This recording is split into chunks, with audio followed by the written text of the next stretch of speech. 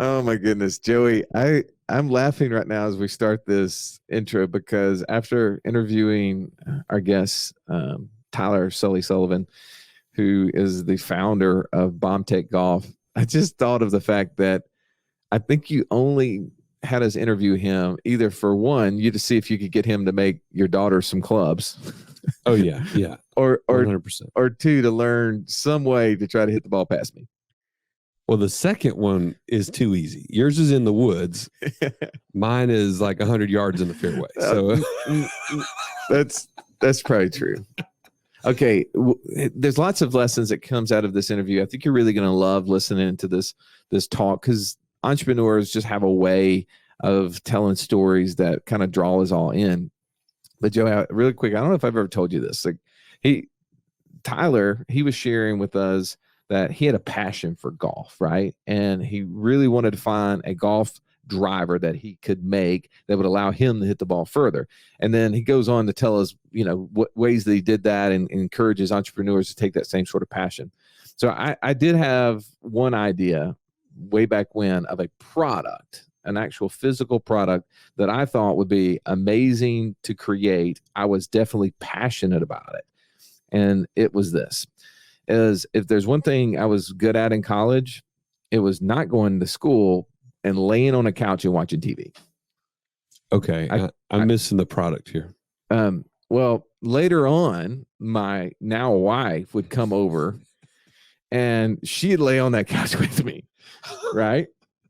And I don't know if you've ever tried to lay side by side with somebody on a couch. It just doesn't work out, right? It's not comfortable. I mean, not if you want to be laying flat. Like if you want to get on your side, right, then you can double up. Yeah. But my thought was, here's what we need. We need to make a couch that's double wide. Like a trailer, like a double wide trailer versus single wide? No. Like just a wider couch so that two people could lay on it comfortably side by side. Okay. And I thought, this is genius because brilliant. I've never seen one. And there's got to be other people like me who like to lay next to their spouses or significant others, whoever, and watch TV, but be comfortable doing it. Okay. All right. So can I apply the framework that Sully gave us? Please. All right. So Sully walked us through the framework. If you are in that position, you got this idea and you want to see, do I have a business that I could create out of this? He said, start with something you're passionate about. I was passionate about it. You love TV and laying down next to somebody watching TV. Those two, yes. Okay. Probably reverse the order, but yes. Okay. All right. So check box number one.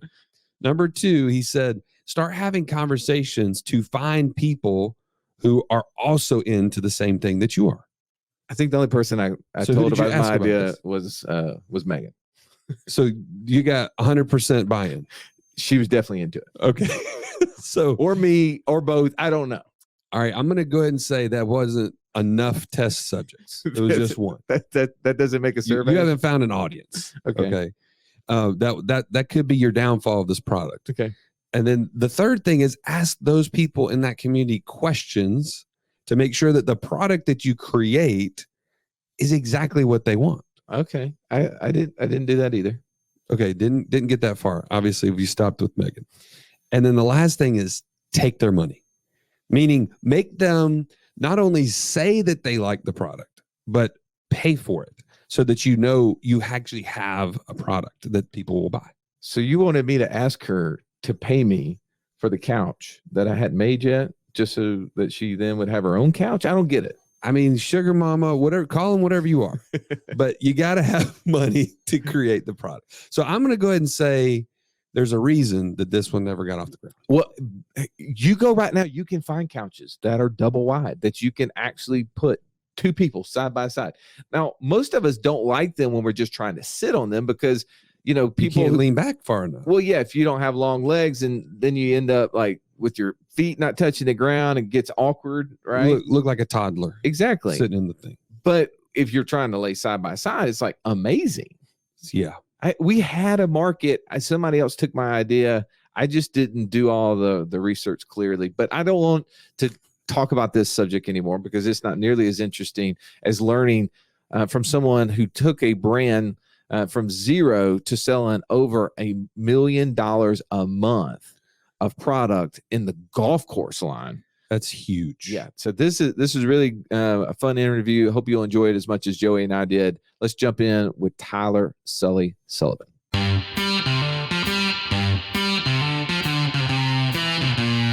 Welcome to the Wealth Without Wall Street podcast, your guide to understanding how to get out of the Wall Street rat race and start your own mailbox money lifestyle. Now, don't let these handsome Southern draws fool you. These financial minds are teaching our country to enhance savings, increase cash flow, and create passive income, all without the help of Wall Street. Are you ready to break through? Now here are your hosts, Russ Morgan and Joey Murray. Welcome into the show. You're in for a treat today. We have Sully Sullivan joining us. Sully, thanks for being here, man. What's up, guys? Glad to be here. Thanks for having me. Yeah, whenever I was looking at your bio, Sully, I realized that you used to be a long drive guy and you made golf clubs that could help people hit it further. And I thought immediately that's the only reason Joey wanted you on the show, is he wanted to try to figure out, could he finally out hit me? So I'm like, look, next time we go play golf, I'm going to be looking and seeing if he has like a BombTech driver in there or something like that. That's a secret weapon, man. It does for a lot. I'm not the longest driver out there, but it got me back in love with the game. You know, it was an addiction for me. So it never felt like work when I started BombTech. Well, I know we have many things in common. One of is that entrepreneurial spirit. Other is I think we swing our driver as hard as we possibly can. But for those who don't know enough about BombTech and your story, would you kind of give the Cliff Notes version for them? Yeah, for sure. So I'm an accidental entrepreneur. I was in sales, since I got out of college, and my buddy had invited me to a World Long Drive qualifier, which I didn't even know what that meant. At the time, I was like 50 pounds heavier, was like bodybuilder, was playing rugby. I was pretty strong. I was like, dude, I'll go, sure, whatever. And I showed up. He didn't qualify, but I did. I hit it like 360, which was actually not that good, but it was good enough to qualify. And from there, I grew up playing golf, to take a step back, and was actually like a good golfer. And then I became a really bad golfer who tried to hit it hard. And I just became obsessed with equipment. And all I would do was just have these clubs built for me, like custom, really odd combinations of lofts, shafts. And I actually ended up breaking all the clubs that I had assembled for me, a local club builder. And it just, out of like curiosity, I started assembling my own clubs. And it's really interesting because like one of my buddies like, hey, can you build one for me? I was like, sure. He's like, how much? I'm like, I don't know. And I sold him a club, and that was my first aha moment. And then I made the world's worst website, again, with no expectation of making money, just because I liked it, was obsessed with it, thought it was cool. And I was on my boat, not a yacht. This is when I had a day job with my wife, and I got an email. And the email was a sale. And I was like, holy shit, I just made money on a boat. And I'm a simple guy. So that was like, let's do more of that. It just like, it blew my mind. I go, wow. So let's do more of that. And the road from that first sale to now we do over $1 million a month. I only work 4 hours a week. Has many ups and downs, but I loved golf, and that never felt like work. So I just started documenting everything I was doing on Facebook. This is 2012. I just started documenting and asked people questions like, hey guys, this is the driver I play. What do you play? How often do you play? Like, hey, I'm going to the course. And just really was authentic about it. So like, if anyone's starting out, not that I never give advice, but it's like, if you're already doing something you like on the weekends and nights, just do that and you'd be happy, right? So that's all I tried to do. And from there, it went from like, cool, got a couple sales to a couple big moments. And the first one was I was drinking beers with a buddy from college. We were both in the same frat. And I was like, hey, I want to design a golf driver. He's like, man, you're not that smart. And I'm like, you're a great friend. Right. He's right. He was right, though. But so it took me 5 years to graduate, whatever. But he's like, that's not normal. Hey, I had a good time.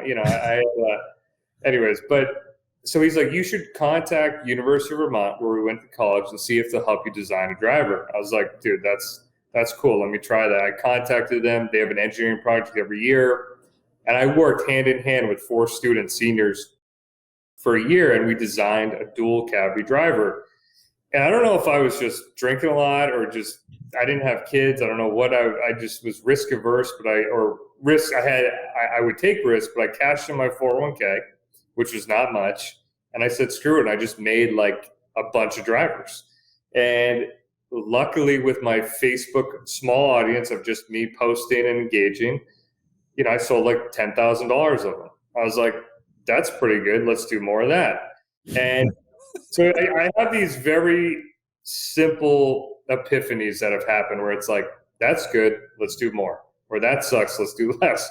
And really from that moment, when I started making our own brand is when I really tried to push the gas, but really wasn't fully there. Like, so I had a full-time job. I was a sales director at this engineering firm, and, I was crushing it for them. I was really, I doubled their sales, really pushed them out of their comfort zone to really be better. And during that time, BombTech was doing like 15, 20K a month, which may seem like a lot, but when you have cash flow, you got to make the product, cash flow, it was really nothing. And then I found out my wife is pregnant, and it was a week before Thanksgiving, and my boss brings me into his office and he fires me. And whoa, that moment I told him, I go, listen, I need to go get a drink of water so I don't knock you out. Because I was so emotional. I was so like, just found out my wife was pregnant. I was the breadwinner, and it just came out of nowhere. And I said, what's my job? He goes, to sell. I go, what are sales? Oh, they're up 200%.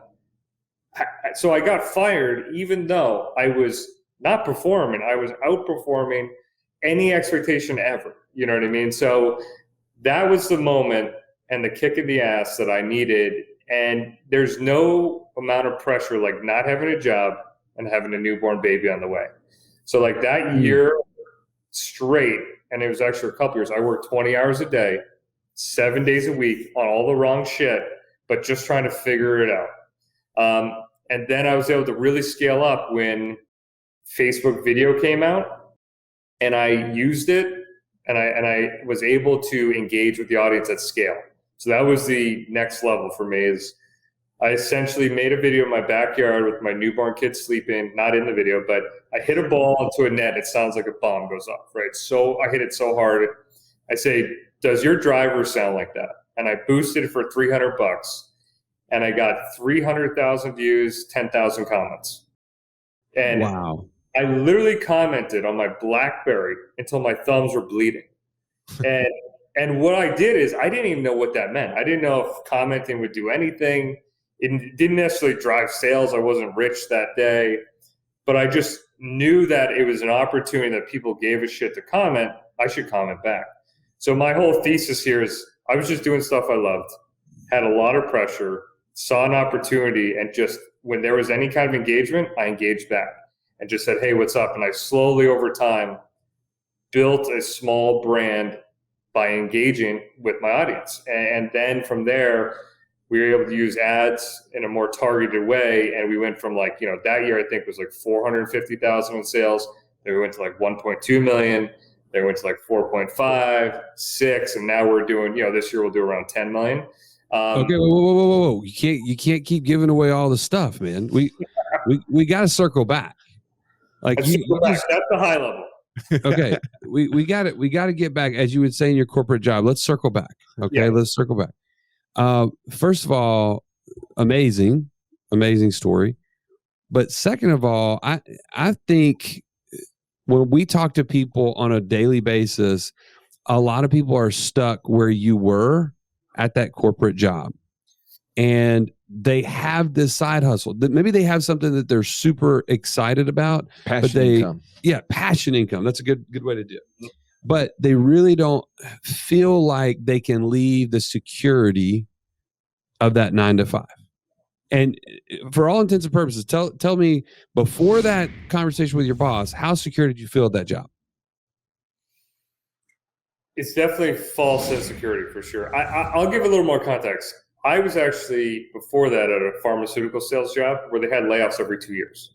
So for me, I always had this, I don't know, I think it comes down to a little bit about the person and their DNA. I've always been searching.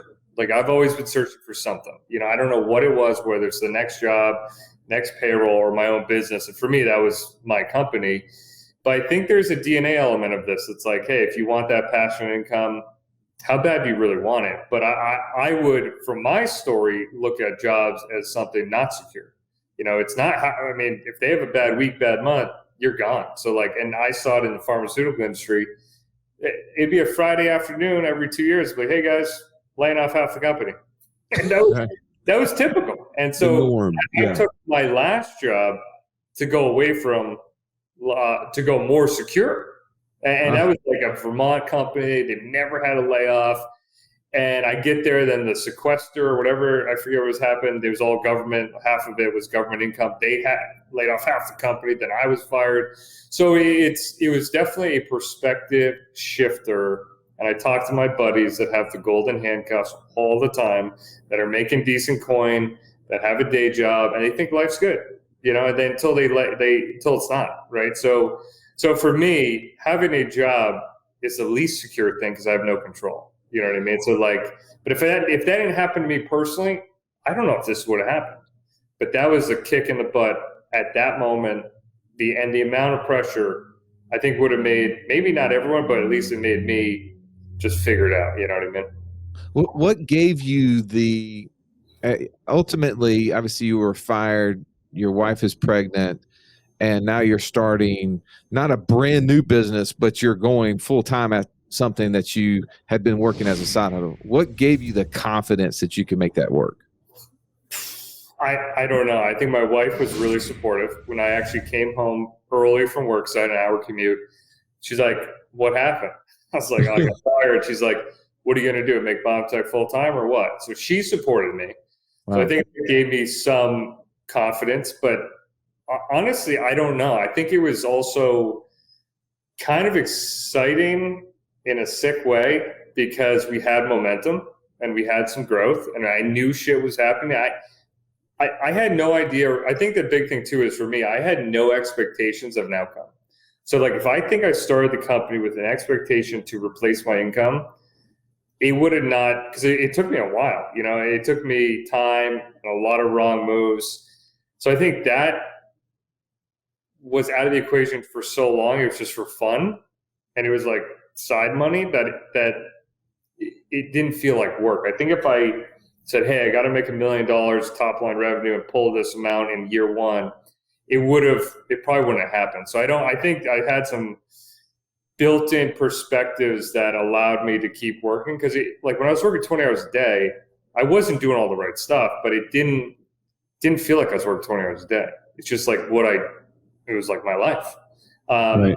The harder change for me was like when I had my second kid to like turn it off because I became less important in the company and to not over optimize, micromanage and feel important. So that's like my old man wisdom.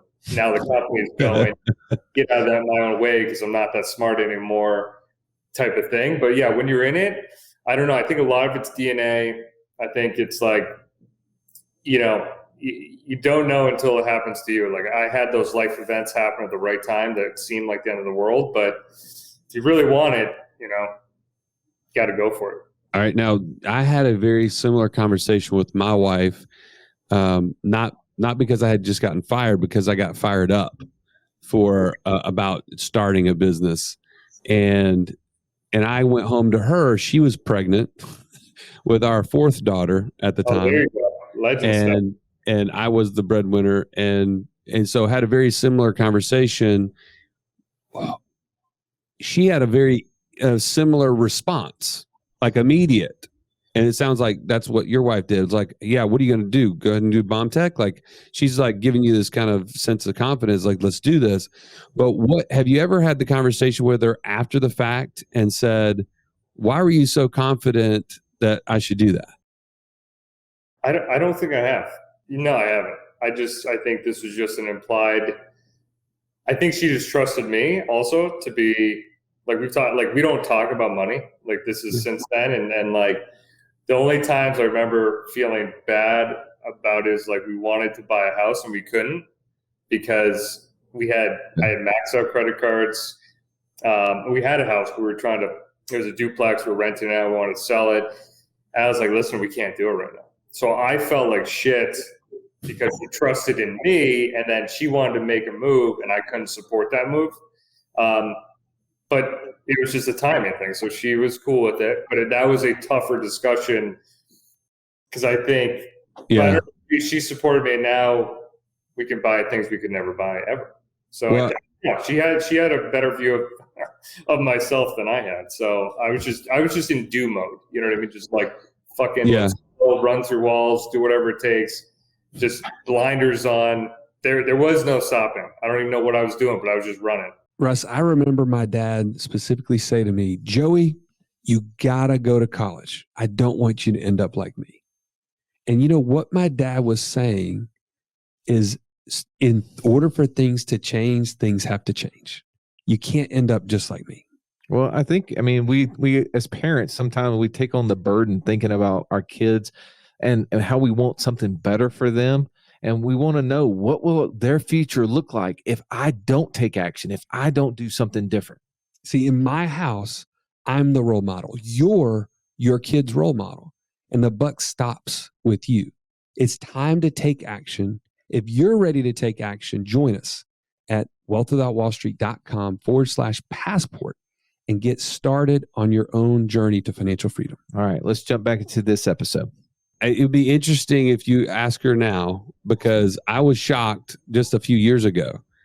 Whenever I went back to my wife, I was like, you know what? It just kind of dawned on me, like, you were immediately on board with this idea of me leaving a very good job, great income, and you're pregnant, all these other things. And she said, well, you could have told me you were going to go be a dump truck driver or a garbage man, and I would have said, yes, you should do it.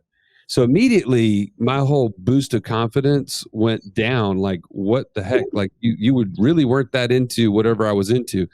It was more about the fact that she said, I just didn't know if our marriage was going to make it. She's like, you were working so much. You were not present at the family, in the family. You were totally like sucked into this corporate world. And I was at a Fortune 50 company, large bank, and it just consumed me. And I didn't realize. I was blind to it. I thought I was crushing it, right? And then she says, yeah, you could have done anything. And I would have said yes, because I just wanted you back. And that just, like, number one, it was grateful that she was willing to do that and be honest with me. But two, it was a kick in the gut that, man, I really am not that cool. You know, like she just wanted me. So you are cool then, if she just wants you. I get that. That's like phase two was like, you know, my transition to now I'm around so much. My wife's like, yo, you need to go to work. I'm like, well, I have definitely gone from over, you know, like you, fully consumed, couldn't stop thinking about it. This was my life, to full dad mode. I've got 2 kids. They are sick of me. The wife sees me so much. It's like, it's unnatural how much they see me. And that by design, because it's like today, this is the first thing I did. It's 11 o'clock Eastern. I hung out with the kids, played catch with my son. They're dropping something off at 12:30 for lunch. Yeah, I'll be home at 1:30. So it's like, and then we're going camping all weekend. So I think that's the hardest thing, but you have to go through all this, at least in my business. I had to build it to a point of, stability, put the right people in place. And then it took me the second kid and that situation where I took 6 weeks off and sales went up.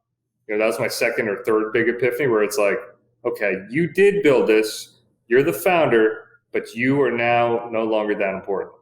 And that was hard for me to believe, being the guy who used to assemble the clubs, ship the clubs, doing everything, to doing just being the high view vision, big lever guy that's not in the day-to-day weeds was a hard transition.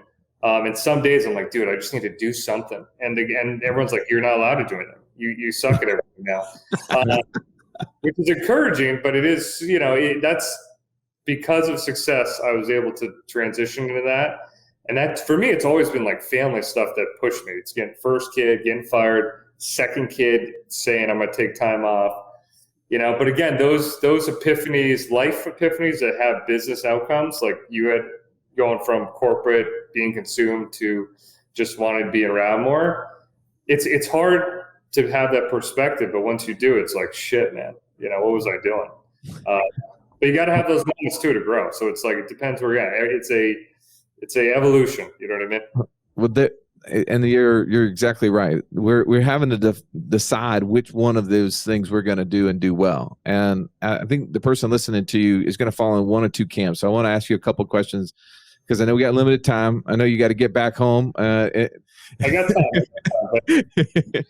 So there's two buckets of people listening to you right now. One is someone who's at the beginning stage of that entrepreneur journey, right? The other person has been crushing it, and maybe they're the first kid, right? Getting ready to have the second kid, and they're kind of moving into that phase of, okay, I got to start handing stuff off. So I want to start with the first bucket. We'll come to the second bucket in a second. So talk about a few of the things that you did early on when you were full-time in this thing that made the biggest difference. I know you've hit on Facebook, right? But what were some of those like aha moments that still apply today, right? I know Facebook has changed and the things that we could do back, 8-10 years ago don't necessarily have exactly the same effects. So what are some of those things that you still do today that you did then that have just had the most impact on the business?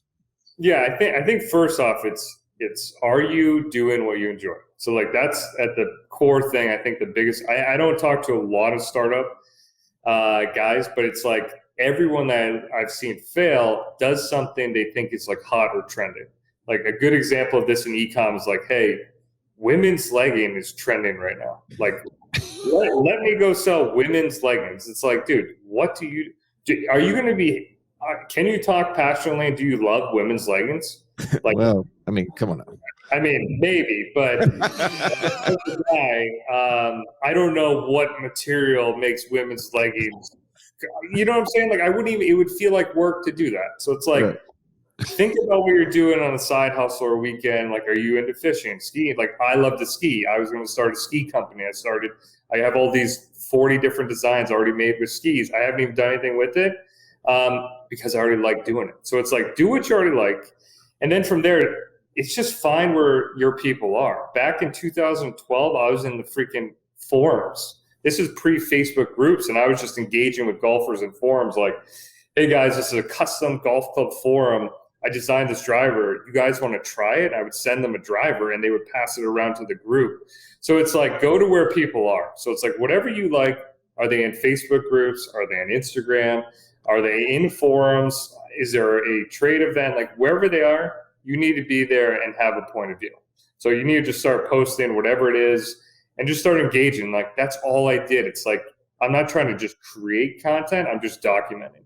So like, as I don't have any expectation of like, I'm going to make this one post and sell 5 units or whatever. It's like, I just want to have conversations with potential people that may be a fit. And that's all I did. Like as the most simple thing, and you just document and you get some type of following, you can monetize that typically in some manner, whether it's YouTube, Facebook, Facebook groups, whatever that is today, and just see what offer sticks. That's the part one, is like get people engaged. And then for me, I told that story and was able to sell the product. But a lot of times people try to monetize or sell stuff that people don't want. And so that's like phase 2. So it's like build an audience, engage, and then ask. So like, that's what I did, is like, I would just start asking questions, and that helped me build the product with them.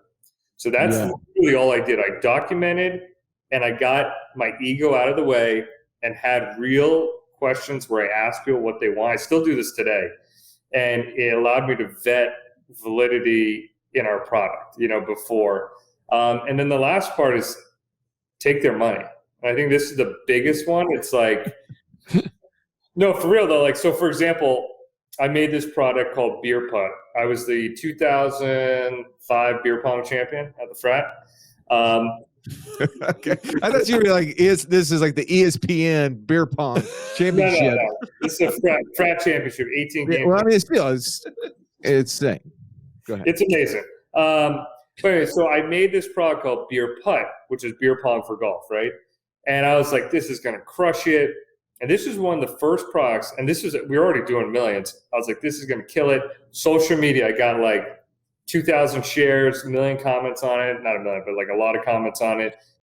But I didn't actually ask the audience in email and stuff like, hey, what do you guys think? Would you buy this? Like, sign up, do pre-orders. Usually we do a pre-order micro launch to vet if it's legit. I was like, screw it, we'll just make 2,000 units. Biggest flop in the history of flops. It took me like 2 years, and I slashed the prices so low, it's like at my cost. And it really was an ego check that, hey, you still need to validate and ask and get paid. Because a lot of people say, hey man, love your idea. Great, yeah, I'll do that. Great startup idea. But when you say, hey, $200 or here, pay me, that's the moment when if that's when they truly vote, right? They vote with their dollars. That's when you actually it's legit. So I'd ask for payment and see if there's traction. Just keep doing that. Build that audience, and that may be a simplified version, but I think that's the best way to do it to start today. I love it. All right, let's talk to audience number 2. They've already got a successful thing going, but yet they are the one doing the majority of things. And Joey and I relate to that, right? It wasn't but 2 or 3 years ago where we were the ones having one-on-one conversations before it branched out to where now they won't let us have those one-on-one conversations anymore either, because they're like, you guys are going to screw this thing up. They were just telling Russ the other day, you cannot do anything. Okay, please don't touch it. It will break. That's the dream. Yeah, talk about that. Talk about some of those moments that led up to you being able to do that. Yeah, that's the hardest part. That's where the ego really needs to be checked, and to become free or not to be stuck in it. And I think this is 90% of businesses, I would say, get in this category because they can't get out of their own way. They literally can't get out of their way to scale. They can't open up another restaurant because they have to cook or do the managing, or they can't, because they're in it and they feel like they're the best at it, and myself included, right? So like, I was like, there's no way someone can assemble a club like me. There's no way someone can reply to an email like I can. There's no way someone could post on social or do this. And then, I think the big realization was when I was doing Facebook ads myself. So I was able to get us to our first 7 figures, our first $1 million running Facebook ads. And I'm like, dude, I'm not that smart. I'm like, if I can get it here, there's got to be someone better. So really for me, it was very painful to find that person that was better than me. But once I did, I have a system of finding people. Once I did, we went from 1 million to 4 million. And guess what? Now I got all my time back, right? So now I got my time from doing that task. And it's so hard because as an entrepreneur or founder, it feel weird calling myself that still, but it's like, you want to make it the best and do it yourself because you think you have to. So letting go is the hardest part. But that really, I think it was for me, it was again, a life moment of having my second kid and me not working to see sales go up, for me to realize, shit, I have like delegating to people that are better than me is the only way to scale, right? And that's a hard, I think it's a hard thing to do. So like for what I do is like, I try to silo everything I have. Like, so I have Facebook ads, email, 3PL, even customs brokerage, club design, silo out one activity. And I try to find a person or agency that's better in every activity. So for example, with Facebook ads, this is a big aha moment for me. Hired this guy. We went from 4 million to 6 million. And then I fired him. Why the hell would we fire someone that's crushing it? And wait a second, this is the same exact conversation you were having with your boss several years back. Yeah, pretty much. Well, so I fired him when he's performing because I didn't know enough about Facebook ads at that time to see it was January, it's off season, and we were running a 6x return ad spend, and it was my fault. He actually was performing, and I fired him, but I didn't know enough about Facebook ads to actually vet someone. So that year we had a really rough year because I had fired our best media buyer and I had to find someone. I didn't even know how to vet them. So I had to learn Facebook ads myself, get good at it, run it enough to then hire someone better than me. So you have to be dangerous enough at every silo to hire and fire. And so what I do now for any skill, I don't care what it is, I learn it myself. So what I do is, so when I was finding my Facebook guy that I've now had for 3 years, well, I'm not firing, I went through clarify 12 experts, right? So what I did is I did a 1 hour paid screen share where I would pay them an hour of their time. They would go in Facebook ads and they would build an ad against my ads. And my goal was 2 things. Number 1, hopefully I learned something. Number 2, hopefully they would beat me. And then finally, the 12th guy beat me and I learned something. So I ended up paying these guys, but I was able to do it, real quick, vetting people, and then I found them. So not only that, now I'm dangerous enough still that I would know if he's doing well or not because I took time to learn it. And, I was able to bypass, all the effort of hiring an agency and then have them suck. So that's really like one of the biggest things is finding people to replace you. But even if they're 80% as good as you, you now have your time to do more important shit, All right. So talk about the thing now that you're there, you're in this level 2, you're crushing it. Are you guys like teaching other people how to do this? I mean, I would imagine like people are wanting to buy the golf clubs, but they're also saying, hey, how do you go compete against the big brands and get successful? You're doing something right that I need to know and be able to apply to my business. That could be any business. It doesn't have to be, be selling bed sheets or women's leggings or whatever it is. There's something that you're doing that is helping that. Like, how have you guys been able to leverage that at all? Yeah, for sure. So like, this is another like opportunity that we took, but I really didn't expect to do this. So this was 3.5 years ago. So my first employee, so we have an agency. We work with about 40 brands, eCom brands, doing between 2 and 30 million a year. And we do all their email and SMS. And it was weird because it was like 4 or 5 years ago when it first started. There was a couple podcast interviews I was on, articles and case studies on BombTech, which I thought was cool. But people started pinging me on like Facebook, LinkedIn, like, hey man, you're killing it. Can you help me? I was like, nope, good luck. I was like, I'm too busy, dude. Like, I don't even know how to help you. Like, what do you want? And like, so then I started having more conversations, and we had a case study specifically from Klaviyo, which is our email software we use. We drive like 50% of revenue from email. And my first employee, who was the most unique, hungriest, hardest working kid in the world, like literally a kid, he was so young. He would text me at 2 a.m., coming home from the bars, looking at the website sales. Like, dude, look at the conversion rate on the website. I'm like, dude, what are you doing? Because he was so obsessed with helping BombTech. So he really became my right-hand man, worked so hard. And then when people started reaching out, he goes, do you mind if I help them? I said, I want nothing more than support your dreams and goals, man, because you've helped support mine. And I go, I'll hand you the leads, like the people that are interested. If you can get them results on email, because that's what they're asking for based on this case study, let me know how it goes. Just let me. So we closed 3 deals. In 30 days, I go, how'd it go? He goes, I doubled the revenue. I go, that's pretty good. I go, what do you want to do? He goes, I want to do more of that. And so him and I worked together on a transition plan, essentially him quitting BombTech and starting eCom Growers, and I would become his partner. And from there, we went from his side hustle, with 3 clients, 6 clients, 9 clients. And this is over 3 years. Now we have 40 clients, and, we're doing 7 figures a year. And it's because he was the right guy. He knows the skill, and he has the same DNA I had.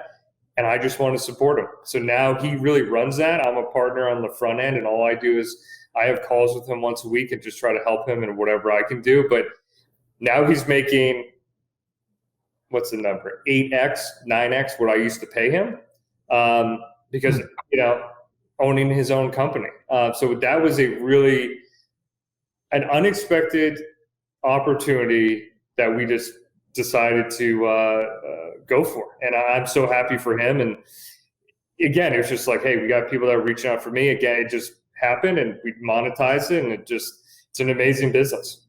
Well, and I think what you're saying there is a really cool future opportunity for people who haven't already taken this step. But look at like the opportunity to be able to create that for somebody that works with you. That never happens in a corporate world, right? Totally. Like think about that. You have somebody in a corporate situation and they're really performing well. You're threatened by them. Right. In that world, there's only one way up the ladder and you're ahead of them. So that Sure. person ends up leaving 9 times out of 10 or whatever. But in this case, and I mean, Russ and I have been able to see that happen within our businesses. There are tracks that we can help somebody grow with them versus like them have to leave or otherwise. So that's a cool, I don't want people to miss that. That's a way you can bless others through your own business success. I mean, that's really cool. Well, yeah, I think that's So rewarding. You know, that was probably one of the most rewarding things I could ever do. You know, because like, you know, I've had many employees that are, you know, they come in, they punch the clock, they leave. That's cool. But he from day one, and actually he was one of the engineers that designed one of the golf clubs too. And he was like, hey man, if you need help after hours. So he was the first guy like answering emails at like 9 o'clock at night after he was going to school engineering our golf club. So it's like, you know, if someone puts in that much effort in your company, not that every employee does this, but like, you know, I feel like I owe him. So it's cool to see him so successful at such a young age. And, you know, I could never do that at a day job, you know? Well, this has been a really cool story. I hope that you'll be inside the community and we'll, as you are listening to Sully talk, I hope you'll reach out to him. There's so many lessons that we gained from this interview. I really appreciate you sharing all these nuggets. If somebody wanted to connect with you, whether it's to buy a driver or it's a existing business that would love to try to connect with eCom growers, where would you point them to? Yeah, so if you golf, BombTechGolf.com. If you're an eCom brand, eComgrowers.com. We can do an audit of your email. And then if you want to contact me direct, I'm on LinkedIn as well at Tyler Sully Sullivan. Man, awesome. Well, thank you again for coming on the show. And as always, thank you for listening to this. If you know somebody who would be inspired by Sully's story, please forward this to them. This would be something that we love to be able to bless someone else. So thanks, Sully, for coming on the show. Thank you, guys. That was fun. This has been the Wealth Without Wall Street podcast. Don't forget to subscribe to the show to break free of the Wall Street mindset and begin building wealth on your own terms in places you understand so that your wealth will never run dry. See you next episode.